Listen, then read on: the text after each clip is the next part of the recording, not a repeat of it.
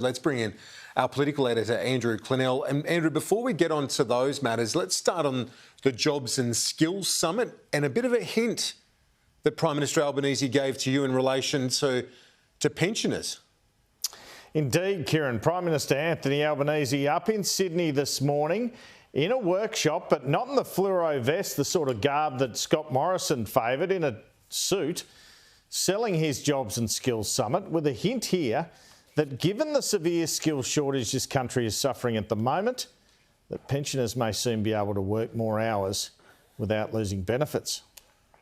I'm pleased that the now opposition that were in government for almost a decade have taken up the suggestion that I made that it needs to be examined in my vision statement that I'm sure you're familiar with, that was done in Brisbane on the ageing population. That's one of the things that I proposed as Leader of the Opposition. What we do is we have orderly processes, and we will have orderly processes as well about policy development. What we won't do is be in government for a decade, wait till we're in opposition and then come up with it as an idea. So he won't be announcing it next week, but it looks like he's seriously looking at that. Now, the PM today is under pressure from the New South Wales Treasurer, Matt Keane, to get on with approving more skilled visas. Yesterday, the PM revealed to me on Sunday Agenda that while his summit seeks to improve wages and profits without increasing inflation, it won't be as ambitious as the 1983 Hawke Economic Summit, which created the groundbreaking Prices and Incomes Accord. I'm very hopeful, for example, at the Jobs and Skills Summit, that we can get agreement between employers and unions about their common interests. And in order to do that, you've got to get people around the room. In saying that, it sounds like you're after something like the Prices and Incomes Accord that Bob Hawke produced. Is that what you're hoping for out of this summit? I think... No, we're not as ambitious as that. That was the right policy for the right time.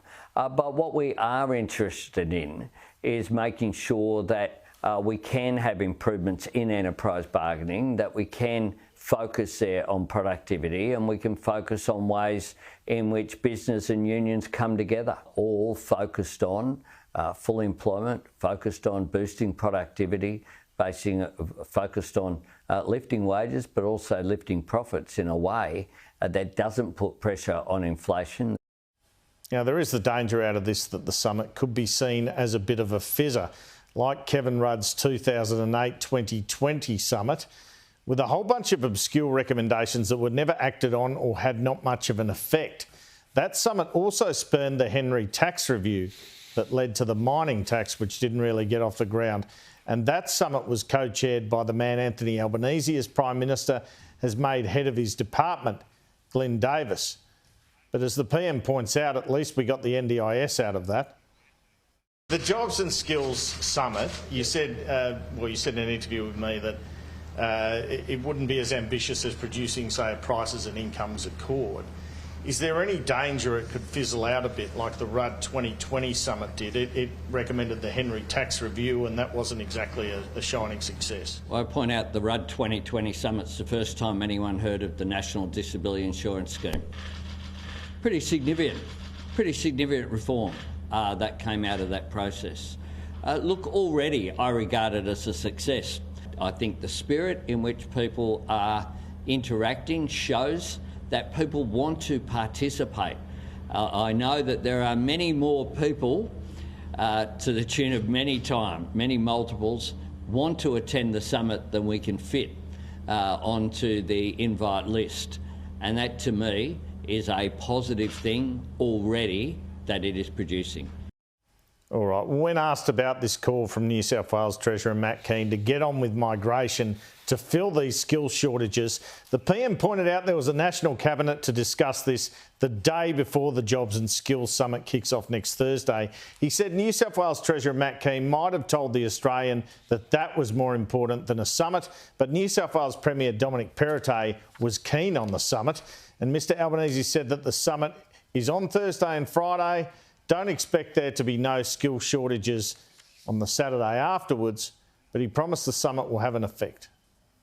We will have, the day before the Jobs and Skills Summit, we'll have a meeting of the National Cabinet. I've already had constructive discussions about this, including with Dominic Perrottet, and I know that all of the state and territory governments are concerned about the skills shortages. We know how important that is to employers. It's not a binary choice.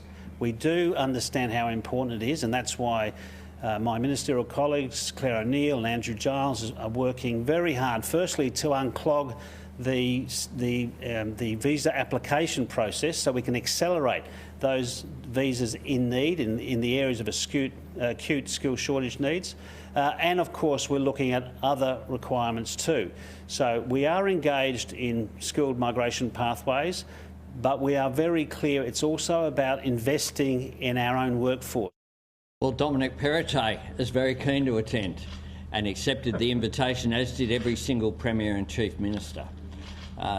You advance the country when there's more collaboration. You're not going to have a summit on Thursday and Friday and wake up on Saturday and there are no skill shortages. That's not what's going to happen. But what you will do is to provide policy parameters.